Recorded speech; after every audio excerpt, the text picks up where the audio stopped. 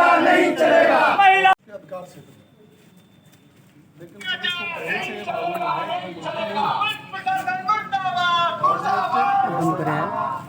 कि एक व्यक्ति हमारा जो कार्यकर्ता है अल्पसंख्यक मोर्चे का जिले का उपाध्यक्ष, वो यहाँ कांग्रेस की विधायक के बेटे के खिलाफ चुनाव लड़ा। उसी दिन से उन्होंने गांठ बांध ली, भाई इसको कैसे भी कैसे करके हैरेसमेंट कर। पुलिस ने जाकर के वहाँ जैसे ही पुलिस गई तो उसने कहा भाई आप कैसे आए, यहाँ वो रहता नहीं है और आप इस तरह से, वो घर में घुसे। एक उसकी जो बहन ऑपरेशन से बच्चा हुआ है, उसकी बहन के उस कमरे में घुसे तो उसने मना किया भाई यहाँ मेरी बहन है।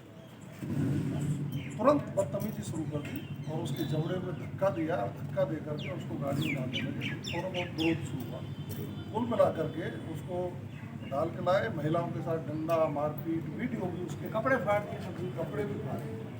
मेरा कहना है कि ये सरकार को और इस इलाके को कलंकित करने वाली घटना है। महिलाओं के साथ दुराचार अत्याचार नहीं किया जाना चाहिए। कोई मुलजिम है उसको जो प्रक्रिया है उसके तहत गिरफ्तार करें, नोटिस जारी करें, वारंट जारी कराएं, वो एक प्रक्रिया। लेकिन उसके परिजनों को इस तरह से हैरेसमेंट करना, उसकी भारतीय जनता पार्टी के वरिष्ठ कार्यकर्ता आज आपसे इसलिए निवेदन करने आए हैं कि आप न्याय करें, जांच करें, इसकी शास्त्रीय स्तर पर जांच करें, जैसी भी आप चीज सकते हैं, और जो भी दोषी हो उसके खिलाफ कार्रवाई करें और आइंदा ऐसी घटनाएं नहीं हो। इसके लिए आपके जो खंड के SHO जो आपके अंदर में आते हैं उनको बैठ करके हिदायत भी जारी करें। अन्यथा पुलिस का पब्लिक का जब टकराव होगा तो स्थितियाँ बिगड़ेंगी तो जनता भी उसकी परेशान होगी और प्रशासनिक अधिकारियों को भी परेशान होगी। तो हम निश्चित रूप से SHO के निलंबन की मांग करते हैं और उसकी जो जांच है उसका हो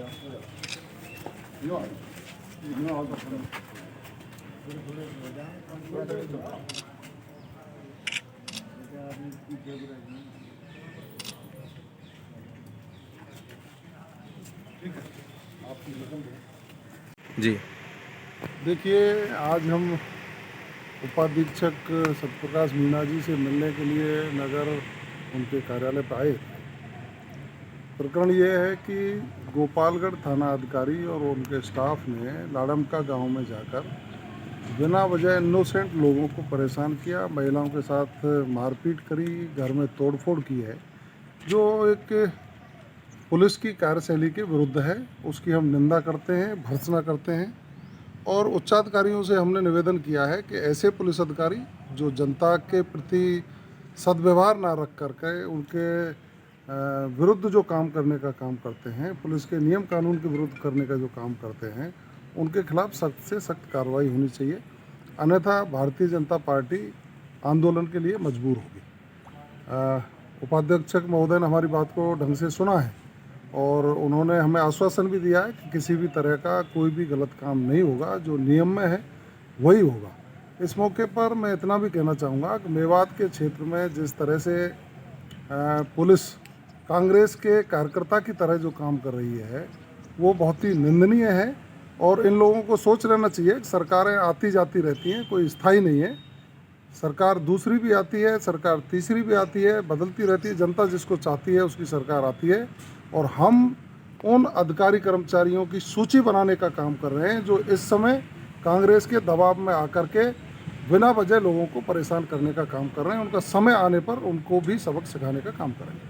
महिलाओं के साथ जो दुर्व्यवहार किया है, वहाँ जो इनोसेंट लोग थे जिनको किसी घटना से कोई लेना देना नहीं था, हमारी पार्टी के ज़िले के अल्पसंख्यक मोर्चे के उपाध्यक्ष भाई आसिफ अली को जिस तरह से उन्होंने टॉर्चर किया और उसके साथ मारपीट की, और उसकी बहन जो बेड पे थी, ऑपरेशन से उसकी डिलीवरी हुई, उसके साथ जो बदतमीजी की, उसकी और परिवारजनों के साथ जो बदतमीजी की, हम निश्चित रूप से उसकी निंदा करते हैं, भर्त्सना करते हैं और ज़िले के आला अधिकारियों से ये मांग भी करते हैं कि ऐसे गैर जिम्मेदार अधिकारी के खिलाफ कार्रवाई सुनिश्चित की जानी चाहिए।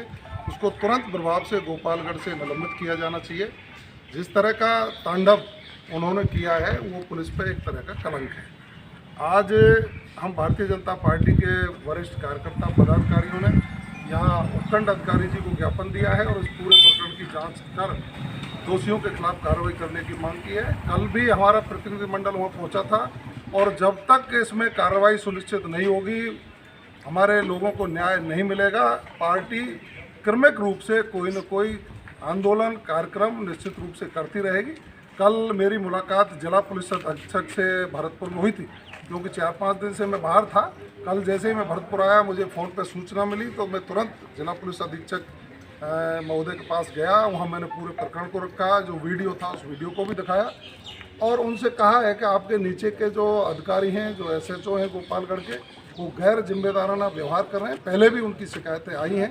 यदि उन्होंने दोषियों के खिलाफ कार्रवाई नहीं की तो भारतीय जनता पार्टी आगे बड़े स्तर पर कार्यक्रम बनाने के विचार करेगी। पुलिस कहती है कि हम अपराधी को पकड़ने गए थे, क्या वो अपराधी है जिसको पकड़ने गई थी पुलिस? देखिए, वो कहते हैं कि एक FIR नंबर 34 है, उसमें एक उनका मुलजिम है 306 का।